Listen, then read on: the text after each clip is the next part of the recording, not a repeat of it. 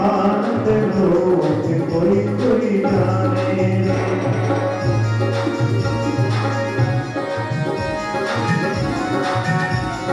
सूर्य चंद्र के तेज मेरा, अग्नि में भी खोज मेरा। सूर्य चंद्र के तेज मेरा, अग्नि में भी खोज मेरा।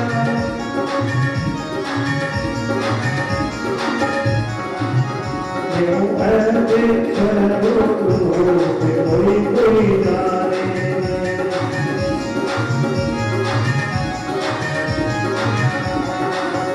मेरा ऐसे है स्वरूप कोई कोई जाने।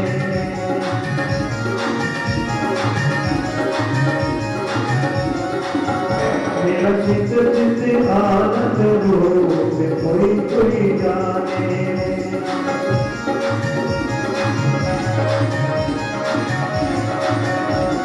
तीन लोक का मैं हूँ स्वामी, गति गति व्यापक अंतर्यामी, गति गति व्यापक अंतर्यामी। जो माया में सोच कोई कोई जाने।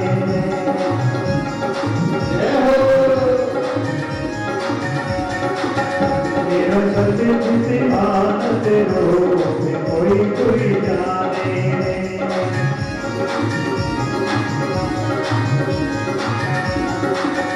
मेरा सत्य चित आनंद रूप कोई कोई जाने।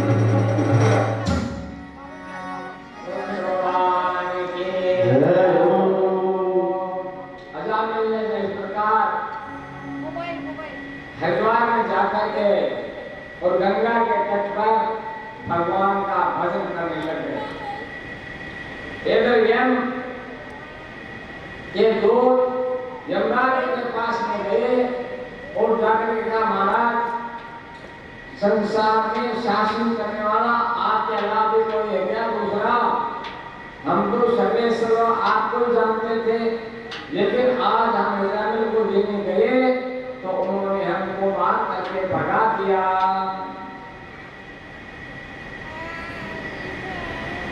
यमराज ने कहा, यमदूतों, हमारे ऊपर भी भगवान नारायण है, नारायण के पास राजा ने कहा आप भूल करके उनके पास में मत जाना। इसलिए यमदूतों का उनका सवाल हुआ। अजामिल गंगा के किनारे वहीं पर रह रहा है, लुका सुका जो कुछ उसको मिल जाता है देवलोक से अपने आप मांगता नहीं है, कैसे जीवन में खा लेता नहीं मिलता तो ऐसी गंगा का जल पी करके और अपना समय बिता लेता है, काल का इंतजार करता है। काल किसी को छोड़ता नहीं। समय आया, अजामिल का शरीर छोड़ा और भगवान के पास लाए और पाल में बैठा करके अजामिल को परम धाम ले गए। भगवान के इसके बाद में दक्ष प्रजापति के और पुत्रों का उपदेश है। दक्ष नाम के 10,000 और पुत्र हुए, लेकिन नारद जी मिल गए और नारद जी ने उनको भगवान का ऐसा उपदेश दिया कि नारद जी के कहने से वो 10,000 हरिश्वर और नारायण स्वरूप में जाकर के और तपस्या करने लगे। मैंने आपको बताया था कि सरोवर 4 होते हैं, नारायण सरोवर, बिंदु सरोवर, पंपा सरोवर और महान सरोवर है। इस प्रकार दक्ष प्रजापति का और आगे कार्य चला हैं। नारद जी को श्राप दे दिया कि नारद जी आपने मेरे भोले भोले बालकों को ऐसी शिक्षा दी थी जिससे वो जो है ग्रस्त आदमी को स्वीकार नहीं किया और भगवान के भक्त में लीन हो गए। दक्ष प्रजापति ने देखा कि ऐसा नहीं मालूम है 60,000 कन्याओं को उत्पन्न किया और उन कन्याओं को अलग अलग स्थानों का विवाह किया। राजा परीक्षित ने पूछा, मैं महाराज ने पूछना चाहता हूं कि देवगुरु बृहस्पति, देवताओं के गुरु बृहस्पति जी है, असुरों के गुरु शुक्राचार्य जी है। बृहस्पति जी ने और देवताओं का त्याग करके क्यों चले गए, क्या कारण है, बात मैं जानना चाहता हूं। आचार्य महामुनि सुखदेव जी वर्णन करते, राजा एक समय सभा लगी हुई थे, सभा के अंदर इंद्र अपनी पत्नी के साथ में सिंहासन में बैठा हुआ था। बृहस्पति जी आए, बृहस्पति जी देवताओं के गुरु है, अरे गुरु को देख के इसको खड़े होकर के प्रणाम करना चाहिए, नमस्कार करना चाहिए। नमस्कार और प्रणाम करना तो दूर रहा, और सिंहासन से खड़ा भी नहीं हुआ। और बृहस्पति जी ने देख लिया कि इसको और अपने इस शरीर का मदन घमंड आ गया है, ऐसा विचार करके कुछ बोले चाले और वहां से वापस लौट गए, वापस अपने घर आ गए। जब आप वो बृहस्पति जी लौट गए, तब इंद्र को ज्ञान मान रहा हो, मैंने गलती कर दी, मेरे गुरुदेव आए थे और मैंने खड़े होकर उनका सत्कार नहीं किया, उनका अभिवादन नहीं किया, इसलिए मेरे गुरु जी नाराज होकर चले गए हैं, चलो उनको मनाने के लिए चलिए। वो मनाने के लिए वहां से बृहस्पति जी घर गए तो क्या हुआ, पति जी वहां से अंतर्ध्यान हो गए, वहां घर पर भी नहीं मिले। अब देवता क्या करें, ये बात शुक्राचार्य को मालूम पड़ी, देवता के गुरु बृहस्पति जी नाराज होकर के अन्यत्र में चले गए हैं, गुरु जी नहीं रहे, इसलिए उन्होंने और असुरों को उकसाया और असुरों ने देवताओं पर आक्रमण किया और देवताओं का राज्य छीन करके अपने कब्जे में ले लिया। देवताओं को भगा दिया, देवता उधर उधर जाकर के छिप गए और असुरों का राज्य हो गया इंद्र सिंहासन के ऊपर। हम देवताओं को क्या करें, ब्रह्मांड के पास में गए, देवता बोले क्या करें, हमारा राज्य तो असुर ने छीन लिया। ब्रह्मा जी कह रहे गलती तुम्हारी है, तुमने अपने गुरु का अपमान क्यों किया, गुरु का अपमान किया इसलिए तुम्हारा राज्य छीन लिया गया। तो कोई उपाय बताओ। उन्हें कहा देखो विश्व रूप है, जो तुष्टा का लड़का है वो तुम्हारा गुरु बनने योग्य है, तो विश्व को गुरु बना लो और विश्व को गुरु बना करके और वो करे जैसे कार्य करो तो तुम्हारा कार्य हो जाएगा, तुम उसी दिन मिल जाएगी। इस प्रकार ब्रह्मा जी के कहने से देवता लोग विष्णु के पास में गए और विष्णु से कहा भाई आप जो है हमारा गुरुकुल स्वीकार करो। विष्णु ने कहा ये पवित्र कर्म अच्छा नहीं है, इसलिए मैं इसको स्वीकार नहीं करूंगा, लेकिन तुम सब देवता लोग आए हो तो मना भी नहीं कर सकता, इसलिए आपका काम करूंगा। देवताओं की प्रार्थना करने पर विष्णु ने देवताओं का गुरु बनना स्वीकार कर लिया और गुरु बन गए। अब जो है विष्णु ने देवताओं को विद्या कराया और नारायण पक्ष का उपदेश दिया। बोले इस नारायण पक्ष के उपदेश से आप लोग जो है इसको जीत जाओगे, आपका स्वर्ग वापिस मिल जाएगा। या मुक्त सहस्राच सर्वान सेविका किरणिवं विजयते त्रिलोके विजय श्रियाम भगवान तन्माख्याये वर्म नारायणात्मकः इताय दोषकुलयेन भूतो जयन् भजे। इस प्रकार ये नारायण कवच का उपदेश विश्वरूप ने किया। इस नारायण कवच को धारण करके और इंद्र ने असुरों पर और अपनी विजय प्राप्त की और अपना राज्य आराम से चला था। विश्वरूप देवताओं के गुरु है, गुरु जी का काम है कि उनको जो है यज्ञ कराते रहे। एक दिन क्या हुआ, विश्वरूप देवताओं को यज्ञ करा रहे थे। उस यज्ञ में उन्होंने जोर से बोलकर को देवताओं को आहुति दे दी और सामने से चुपके से असुरों को आहुति दे दिए। ये बात इंद्र को मालूम पड़ गई कि ये चुपके से और असुरों को आहुति देते हैं, तो उनको गुस्सा आ गया। गुस्से से उन्होंने विश्वरूप की और जो है तलवार से नाल काट हुई, विश्वरूप मारे गए।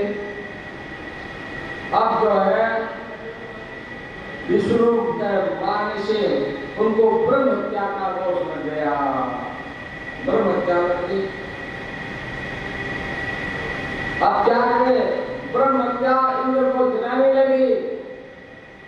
ब्रह्म हत्या बड़ी उचित होती है, उसी के सारे शरीर से दुर्गंध आती है, उसके नख को अलग तरीके होते हैं। इस प्रकार उसके हाथ बड़ी खराब हो गई।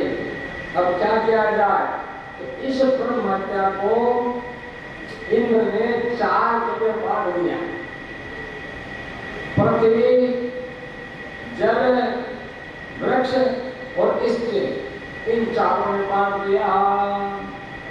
पृथ्वी को वरदान दिया कि कोई भी तेरे को खोदेगा, कोई गड्ढा खोदेगा तो सामने आने पर अपने आप भर जाएगा।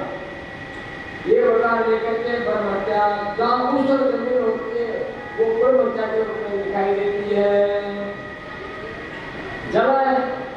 जलने जो है, जल को ये वरदान मिला कि कोई कितना भी गंगा कर दे, सामने आने पर आप बिल्कुल साफ शुद्ध हो जाओगे। ये जाग फेनाते ये भी जल के ब्रह्म हत्या के समान है। वृक्ष को दिया कि कोई भी तुमको काटेगा तो फिर वापस तुम्हारी चीजें उग जाएगी, वापस हो जाओगे। ये गुण के रूप में, वृक्षों में गुण के रूप में ब्रह्म हत्या दिखाई देती है। स्त्री को है ना ये दिया कि जो है आपको पुरुष का सहवास हमेशा बना रहेगा। उनको जो है मासिक जन्म होते हैं महीने में 4 दिन, वो ब्रह्म हत्या के रूप में है। इस प्रकार पृथ्वी, जल, वृक्ष और स्त्रियों को ये ब्रह्म हत्या को बांट करके अंदर से छुटकारा पाया। इधर तुष्टा ने सोचा हो ये जो है इंद्र का स्वार्थी है, इसने मेरे बेटे को निंदा करके तो गुरु बनाया और फिर इसको मार दिया, इसलिए ऐसा और दूंगा तो इंद्र को मार दे। उसने ऐसा यज्ञ किया, इंद्र शत्रुघ्न इसने वीर की जगह विष्णु बोल दिया। उसका परिणाम ये हो गया, इंद्र द्वारा मारा जावे ऐसा तो कहने का मतलब है उच्चारण में भी बड़ी सावधानी रखनी चाहिए, उच्चारण में थोड़ी गलती नहीं करनी चाहिए। ये किसी की तो पत्नी बीमार थी, उस पत्नी को ठीक करने के लिए पंडित जी को बैठाया पंडित पढ़े लिखे तो थे नहीं, तो उनसे जब कराया तो भार्या भैरव रक्षक को भैरव जी पति की रक्षा करें, वो भार्या भैरव से को नहीं करके भार्या भैरव रक्षक को कर दिया, रक्षक को जब वस्तु कर दिया तो उसका उल्टा फल मिल गया। तो कहने का मतलब उच्चारण शुद्ध होना चाहिए, जो चीजें वैसा होना चाहिए। इस प्रकार यज्ञ किया। देखो यदि आपके वक्ता कम पढ़ा लिखा है, अज्ञानी है, तो आपको भ्रमित करेगा, विद्वान है तो चकित करेगा और संत है तो कीर्तन करेगा। इसलिए उनका और यज्ञ किया। यज्ञ में वृत्रासुर नाम का एक जीव पैदा हुआ। वृत्रासुर बहुत बड़ा, आकाश को छोड़े जितना और त्रिशूल हाथ में लिए हुए, और तो चाची का आप क्या चाहते हो? देवता ने कहा जाओ, इंद्र ने मेरे पुत्र की हत्या की है, इसलिए उसको मार डालो। वो जो वृत्रासुर चलता तो इंद्र के धरती पे टूटती है, ये सीधे टूटती है, और वो जो है इंद्र के जहां को युद्ध करने के लिए चला गया। यदि सब देवताओं को हरा दिया, सब भगे उसके घर से, इंद्र को भी हरा दिया, इंद्र को दिए, सब देवताओं इंद्र को छिपे। आप लोग उसको क्या करें? सभी लोग वृत्रासुर के कारण से डर से छिप गए। तो अब क्या किया जाए? तो सब देवता ब्रह्मा देवता के पास होता है, कोई भी आपत्ति आती है भक्ति से ब्रह्मा जी के पास जाते हैं। अरे बच्चा को कोई खड़ी हुई तो रोकर के माँ के पास जाता है। इसी प्रकार देवता भक्ति के ब्रह्मा जी के पास जाते हैं। आपके यहाँ पृथ्वी में ब्रह्मा जी है, पृथ्वी है, तो ब्रह्मा जी ने कहा भाई तुमने काम अच्छा नहीं किया, पहले तो तुमने गुरु बनाया, फिर उनकी हत्या कर दी, तो इसका फल तो तुमको भोगना ही पड़ेगा। उन्होंने कहा नहीं, ऐसा तो नहीं है, आप कृपा करो। बोले ये ऐसे माना नहीं जा सकता, ये बड़ा शक्तिशाली है, इसके लिए एक काम आपको करना पड़ेगा। दधीचि ऋषि के पास जाओ। दधीचि ऋषि अभी तपस्या कर रहे हैं, उनकी हड्डी में ऐसा बल है जिससे ये मारा जा सकता है। दधीचि ऋषि के पास जाओ, उनसे उसका हड्डियां मांगो और उन हड्डियों को वज्र बनाओ और उस वज्र का प्रहार उस पर करोगे तब मारा जा सकता है, ऐसे मारा नहीं जा सकता। देवता लोग जो है दधीचि ऋषि के पास में गए। दधीचि ऋषि से जाके प्रार्थना की, महाराज आपके शरीर की हड्डियां हमको चाहिए। दधीचि ऋषि कह रहे देवताओं शरीर सबको प्यारा होता है, शरीर को कोई नहीं छोड़ना चाहता, इसको कैसे छोड़े? बोले हमारा, पर फिर भी आप देवता लोग हो और आप लोग यहाँ आए हो मानने के लिए, तो अच्छा मैं आपको देने के लिए तैयार हूँ, मेरा शरीर आपके लिए तैयार है। तो क्या किया जाए? ये शरीर के ऊपर जो चमड़ी है वहां से इसको कैसे किया जाए? तो दधीचि ऋषि को सिंह के पास में उनको डाला गया, लेकिन सिंह ने भी दधीचि के पैरों को जो है चाट कर दे और दूर हो गया, नजदीक नहीं आया। इस प्रकार अंशकारों के सामने जवाब में कोई भी इंसान दधीचि ऋषि को पाने के लिए तैयार नहीं। फिर उनके सारे शरीर में आटा लगा करके और गाय के सामने का गाय ने चाट करके उनकी चमड़ी निकले और हड्डी की दे गई। उड़ा हड्डी से वज्र का निर्माण किया गया। अब इंद्र हाथ में वज्र लेकर के और उसके साथ में वृत्रासुर युद्ध करने के लिए चला। वृत्रासुर से युद्ध होना शुरू हुआ। देवताओं में, असुरों में आपस में युद्ध प्रारंभ हो गया। वृत्रासुर इंद्र से युद्ध कर रहा है। इंद्र जो है अपना वज्र चलाता है, लेकिन वृत्रासुर अपनी गदा के प्रहार से इंद्र का वज्र जमीन पर पड़ लेता है। और इंद्र से कहता है, देख क्या रहे हो, उठाओ अपना वज्र और मेरे से युद्ध करो।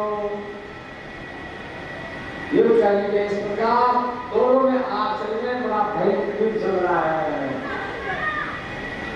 इतने में वृत्रासुर ने वज्र सही थी और इंद्र को अपने आप में गिर लिया और वृत्रासुर के पेट में चले गए इंद्र को।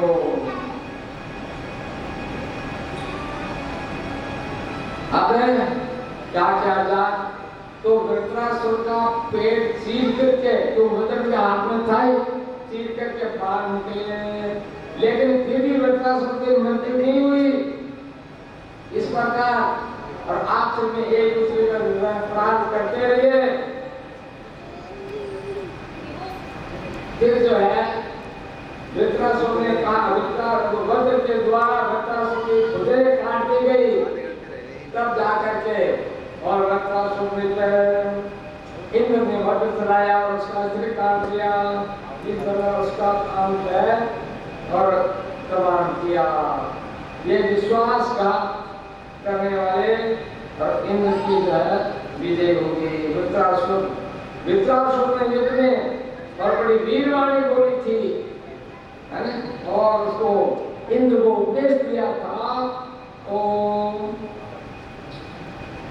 राजा कृष्ण ने पूछा, महाराज ये वृत्रासुर में ऐसी क्या चीज थी, युद्ध के अंदर भी इसे जो है और वीरवाणी बोली, ये हम जानना चाहते हैं। इधर वृत्रासुर को मारने पर इंद्र को फिर ऊपर बचा गई। पहले विष्णु को मारा, ब्रह्मचा लगी जब तो 4 जगह मार दी, पृथ्वी, जल, वृक्ष और इसके अंदर मार दी। लेकिन अब क्या, अब जो है इस कारण से और इस ब्रह्मचा के अंदर से इंद्र छूटता रहा और आखिर में जल में जाकर के ब्रह्मचा और सब जल में प्रवेश नहीं कर सकते, इसलिए जल में जाकर के छिप गया। इधर वो जल में जाके छिप गया तो इंद्र सिंहासन खाली हो गया।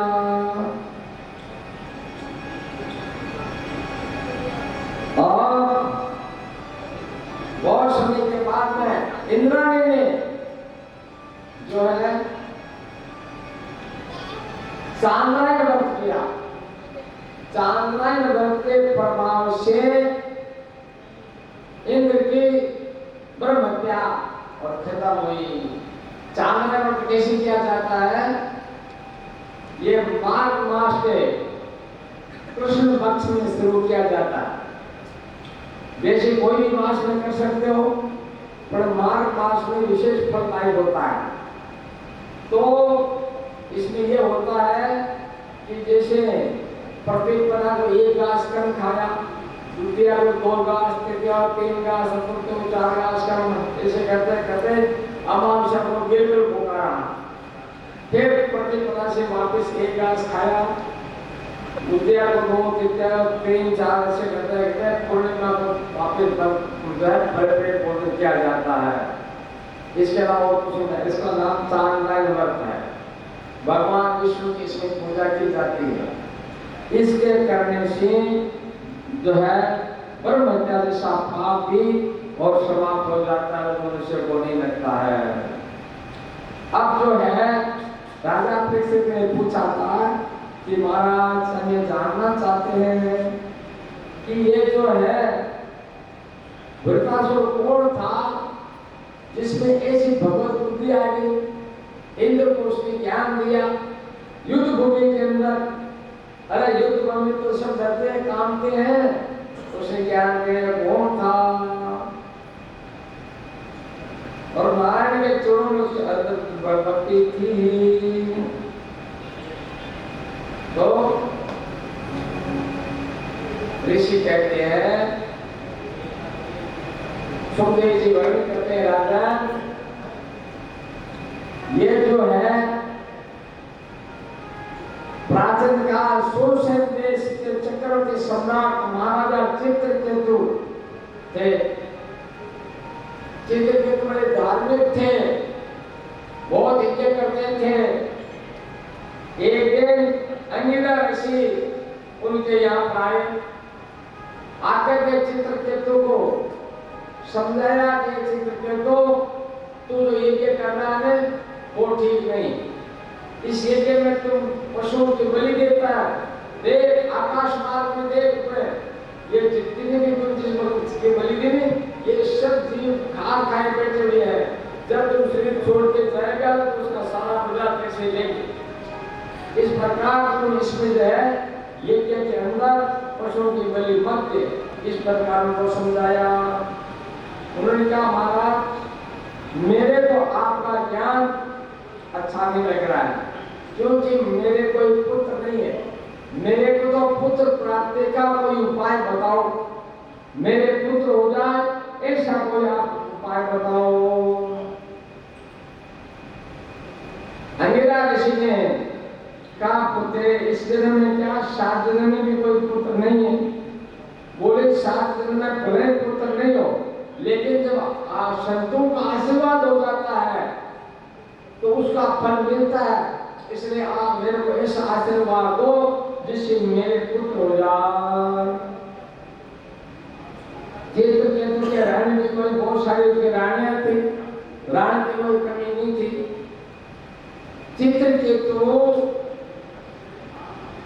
तो जो है अंगिरा ऋषि ने हवन कराया और कहा भाई तुम्हारे पुत्र होगा, लेकिन पुत्र सुख देने वाला भी होगा और दुख देने वाला भी होगा। ये दोनों बात बता दी। पुत्र से तुझे आनंद भी मिलेगा, सुख भी मिलेगा और दुख भी मिलेगा। इस प्रकार कह करके और अंगिरा ऋषि तो चले गए।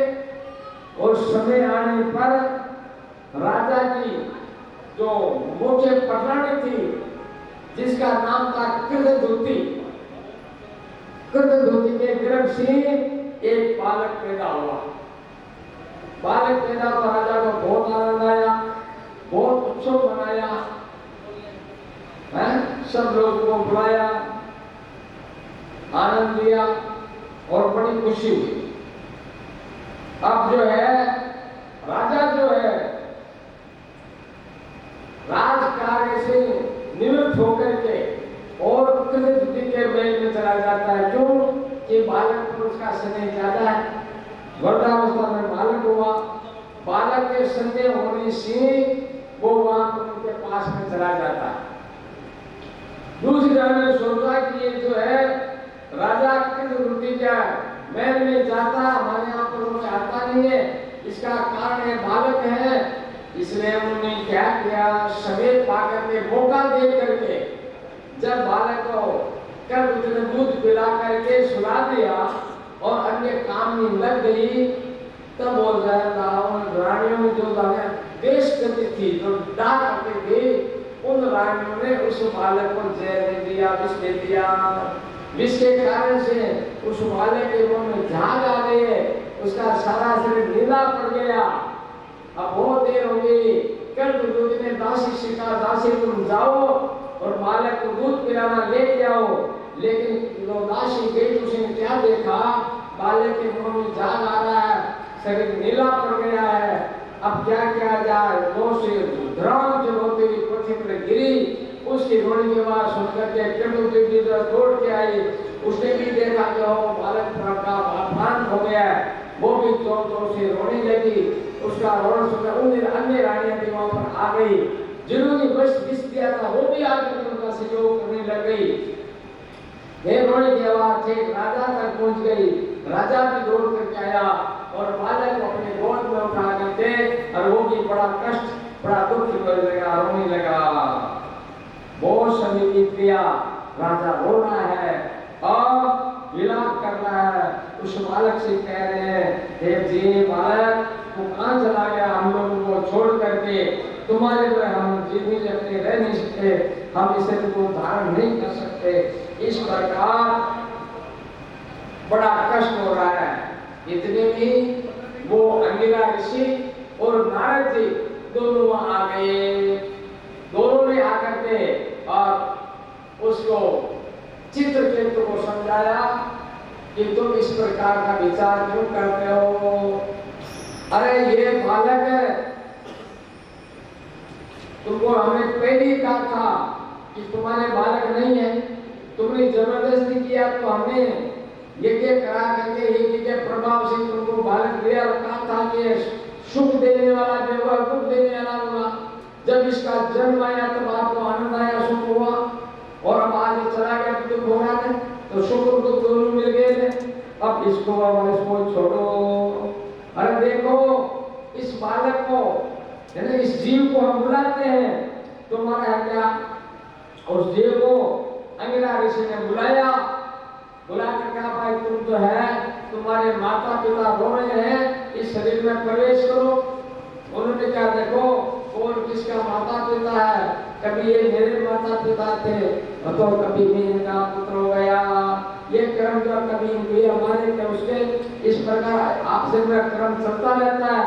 इसलिए ये जब तो हमारे कोई माता है न पिता, सब अजीब अपने कर्मों से आता है और कर्मों के अनुसार कर्म का फल भोग करके और से चला जाता है। ऐसा करके जीव वहां से चला गया। तब चित्रकेतु का जो थोड़ा ज्ञान हुआ, उसने उस बालक का अंतिम संस्कार दिया और नारद जी ने अंगिरा ऋषि से और ज्ञान की प्राप्ति की। चित्रकेतु को और ज्ञान दिया और वैराग्य हो गया और श्री कृष्ण देव के दर्शन किया। उसने बालक और भगवान की कृपा से चित्रकेतु भगवान का बड़ा सब कुछ त्याग करके और भगवान का भक्त बन गया। भगवान की कृपा से मिल गई। अब वो जो है चित्रकेतु को एक जो है